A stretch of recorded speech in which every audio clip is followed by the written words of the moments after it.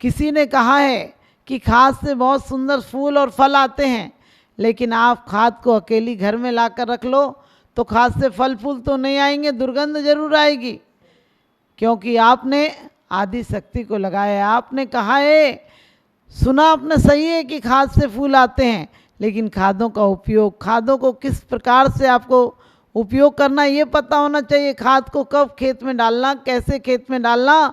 खेत को पहले बो देना, जो मजबूत खेत होगा, पत्थर की तरह भूमि पर मिट्टी जमी होगी, उस पर लाख बीज बोना, उस पर कुछ फसल नहीं आएगी।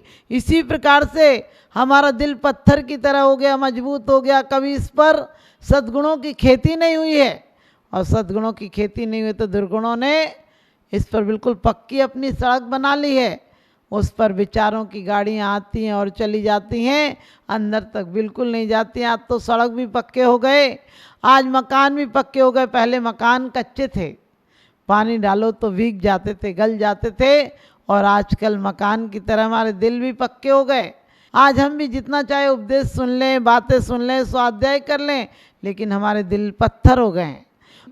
मत कहो उसे हरगिज वीणा जिसमें बजती झंकार नहीं, वह हृदय नहीं वह पत्थर है जिसको गैरों से प्यार नहीं, और वह मानव पहले मर चुका यहाँ जिसको पर का उपकार नहीं, जिसको पर का उपकार नहीं।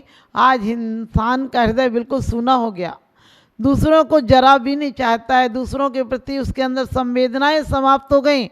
इसका मतलब हृदय के गुण हमारे समाप्त हो गए। हृदय के गुण दूसरों को अपनाने के लिए, पहले हमारे हृदय के गुण कितने विकसित थे, आज भौतिकता के युग में विकसित नहीं है, क्योंकि हमारे दिल की खेती पर हमने प्रेम की फसल नहीं बोई है। हमने दिल की खेती पर दुश्मनी के बीज डाले हैं, तो दुश्मनी के फल फूल आएंगे।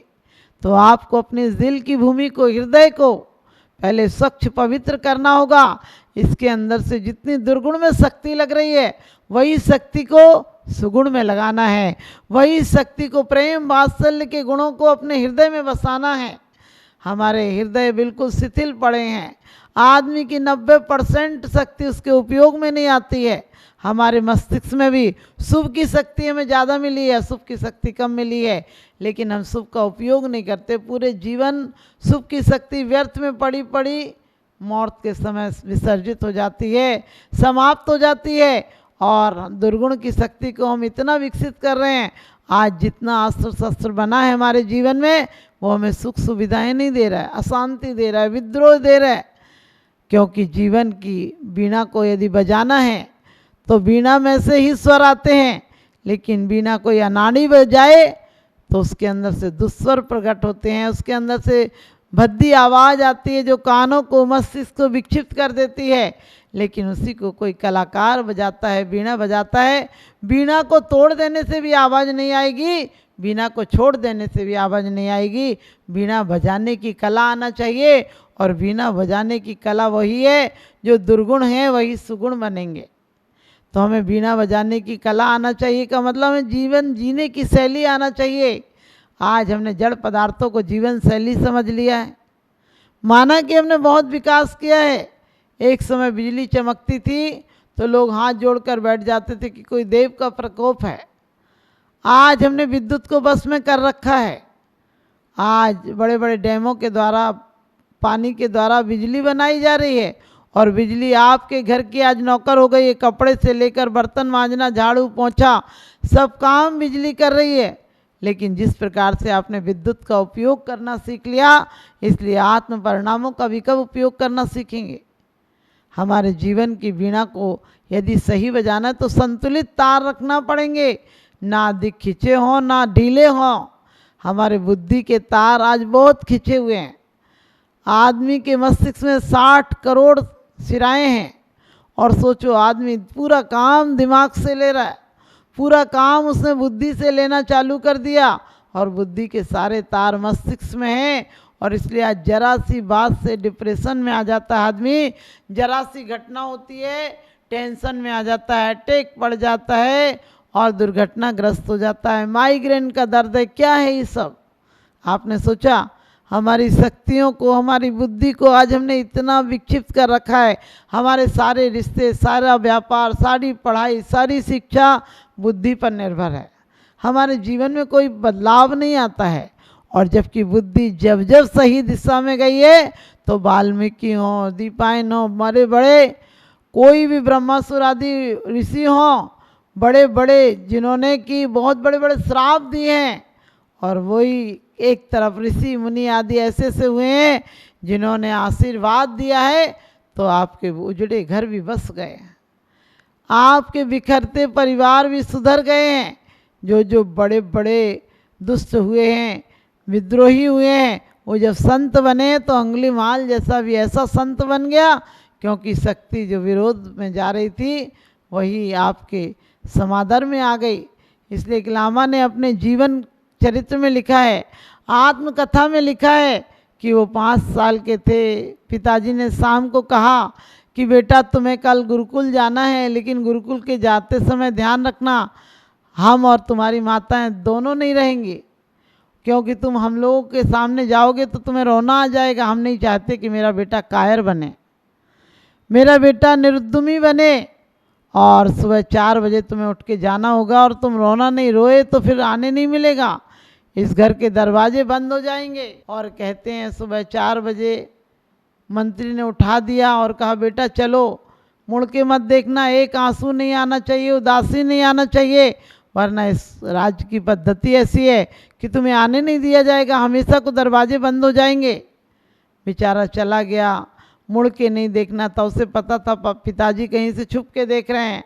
जहाँ गया, जिस गुरुकुल में गया, वहाँ की कठिन परीक्षा थी, बड़ा कठिन परिश्रम करना था, वहाँ परीक्षा देनी थी। और गुरुकुल के जो आचार्य थे उन्होंने कह दिया कि बेटा तुम्हें कुछ देर यहीं बैठना है जब तक मैं नहीं आ जाऊँ। वो बच्चा जिसकी उम्र 5 साल थी और 1 घंटे नहीं 2 घंटे कई घंटे तक बैठा रहा। लोग परेशान कर रहे थे, मक्खियाँ लग रही थी, लेकिन अंदर में एक संकल्प शक्ति जगाई जा रही थी। एक शिक्षा दी गई थी कि संकल्प शक्ति आत्म गौरव जगे, आत्मसम्मान में उसके कभी कमी ना आए, और इसलिए बैठा रहा। 1-2 घंटे नहीं, करीब 6 घंटे बाद गुरु आए और देखा कि जेठ की तपती दोपहरी में बच्चा पसीना से लथपथ हो गया, लेकिन आंख बंद किए बैठे है। लोग उस पर बहुत ज़्यादा कुछ तकलीफ़ दे रहे हैं, उसे परेशान कर रहे हैं, लेकिन गुरु ने आकर सिर पर हाथ फेरा और कहा बेटा तू परीक्षा में पास हो गया। मेरे भेजे हुए थे जो तुझे परेशान कर रहे थे, लेकिन मैं ये देखना चाहता था कि तेरे अंदर आत्मिक शक्ति कितनी है, तू कितना सहन कर सकता है। तू जितना सहन कर सकता है उतना ही महान सम्राट हो सकता है, उतना ही महान आदमी हो सकता है, और एक दिन वही आदमी भगवान हो सकता है। लेकिन आज हम अपने बच्चों के साथ क्या कर रहे हैं? अपने बच्चों को कोई सजाएं नहीं देते हैं, कोई रुलाते नहीं हैं, क्योंकि सोचते हैं बच्चे रोएंगे तो दुखी हो जाएंगे। हम बच्चों को जरा भी नहीं रोने देते हैं। कभी आपने सोचा हमारे बच्चे रो नहीं रहे, उनके हृदय के तंतु नहीं खुल पाएंगे, उनके व्यायाम नहीं हो पाएगा, उनके अंदर आंखें साफ नहीं हो पाएंगी, और उनके हृदय कमज़ोर बने रहेंगे। क्योंकि बच्चा जब रोता था, मचलता था और तेज तेज रोता था तो उसके सारी नसें उसकी खुल जाया करती थी। आज हम बच्चों के साथ ज़्यादा प्रेम देकर उनका हित नहीं कर रहे हैं, बल्कि अहित कर रहे हैं। पहले बच्चा परिश्रमशील होता था और उसके कारण से बच्चा अपने काम स्वयं करता था, उसके अंदर प्रेम वात्सल्य की भावना जागती थी, वह संयुक्त परिवारों में रहता था। लेकिन आज एकाकी परिवार हो गए। बच्चों को प्रेम में हमने इतना लाड़ दुलार में बिगाड़ दिया है कि उनके जीवन के साथ हम उनका घात कर रहे हैं, उनके जीवन का पतन कर रहे हैं। हमें दोबारा से वही शिक्षाएं, वही संकल्प, वही संयुक्त परिवार जैसी पद्धतियों को अपनाना होगा, तभी हमारे बच्चे धार्मिक संस्कारों से जुड़ेंगे। क्योंकि हमारे बुजुर्गों को जीवन में परिवर्तन लाना होगा, उन्हें भोग विलास की ज़िंदगी से मुख मोड़ना पड़ेगा, उन्हें अपनी उम्र के अनुसार अपने कदमों को संयम की तरह, आत्मोत्थान की तरफ बढ़ाना होगा। आज तो हमें लगता भी है कि जो लोग कुछ धर्म कर रहे हैं वो सिर्फ दिखावा कर रहे हैं। कुछ लोग तो बड़े बेईमान होते हैं, अपने पैसों से भगवान लाते हैं, दूसरे दिन उसी भगवान से पैसे मांगने लगते हैं। 2 टके का आदमी भगवान क्या बना देगा? हमारा भगवान बना देगा। जो आदमी स्वयं शांत नहीं रह पाया वह दूसरों को क्या शांति देगा? जो स्वयं परमात्मा की उपासना नहीं कर पाया परमात्मा को अपने हृदय में नहीं ला पाया, वो परमात्मा को क्या बनाएगा। आज मशीनों में परमात्मा बनने लगे हैं, आज युद्ध भी मशीनों के द्वारा होने लगे हैं। हमारी आत्मिक शांति, हमारे आत्मिक गुणों का विकास बिल्कुल बंद हो गया है। पहले युद्ध करने वाले के अंदर पौरुष जागता था, उत्साह जागता था, युद्ध करते करते आत्म गौरव स्वाभिमान होता था, लड़ते लड़ते मर जाते थे, जानबूझकर निरपराधी को कभी नहीं मारते थे। और पहले युद्ध में निरपराधी मरता भी नहीं था, दोनों तरफ के शत्रु अपनी शक्तियों को आजमाते थे और आमने सामने लड़ते थे। आज आपको पता है रूस के बम से रूसी भी मर सकता है, अमेरिका के बम से अमेरिकन भी मर सकता है, क्योंकि हिंदू के बम से हिंदू मर सकता है और मुसलमान के बम से मुसलमान मर सकता है। क्योंकि आज आत्मिक शक्ति नहीं रही, आज बटन के द्वारा कोई भी दबा सकता है, नाड़ी भी दबा सकता है, कायर भी दबा सकता है, औरत भी दबा सकती है। आज सिर्फ बटन आयुध की शक्तियों को हम बढ़ा रहे हैं, आज आत्मिक शक्ति को नहीं बढ़ा रहे हैं, आत्मघाती शक्तियों को बढ़ा रहे हैं। और आज हर देश लगा हुआ इस बात में कि अणुव्रतों की शिक्षा नहीं दे रहा है। आज हमें बच्चों को हम संस्कार नहीं दे रहे हैं, संघर्षमय जीवन नहीं बना रहे हैं, उनको विकास और उत्थान के नाम पर सिर्फ शिक्षाओं के कुछ शब्द रटा रहे हैं। रटाने से कुछ नहीं होगा, क्योंकि आचार्य कहते हैं कि जब उनके आत्मिक गुणों का विकास करेंगे तो वो इस जीवन में भी और दूसरे जीवन में भी अपने आप को उत्थान की तरफ ले जा सकते हैं। लेकिन आज हमारी शक्ति, पहले स्त्री और पुरुष में शक्तियों में अंतर होता था कि वो तलवार इतनी तेज नहीं चला सकती है जितना पुरुष चला सकता है, वो भाला नहीं उठा सकती है, पुरुष भाला उठा सकता है। लेकिन आज विज्ञान ने हमारी इन शक्तियों को समाप्त कर दिया है। आज एटम बम, परमाणु बम बन रहे हैं, कोई महिला भी बटन दबा सकती है और हजारों मील दूर की घातक शक्तियां बन रही हैं। जबकि हमारे यहाँ तो घातक शक्ति नहीं, कर्मों के घात की विधि बताई थी कि कर्मों के घात को, किन परिणामों से हम कर्मों को घात सकते हैं। आज हमने इंसानों को घातने की योजना बना ली और ऐसी ऐसी योजनाएं, ऐसे ऐसे अणुबम, परमाणु बम, एटम बम बना लिए हैं जिससे कि सिर्फ इंसान नहीं समाप्त होगा, जानवर भी, प्रकृति भी, वनस्पति भी और यहाँ तक कि जमीन भी हमारी शक्ति को खो देगी।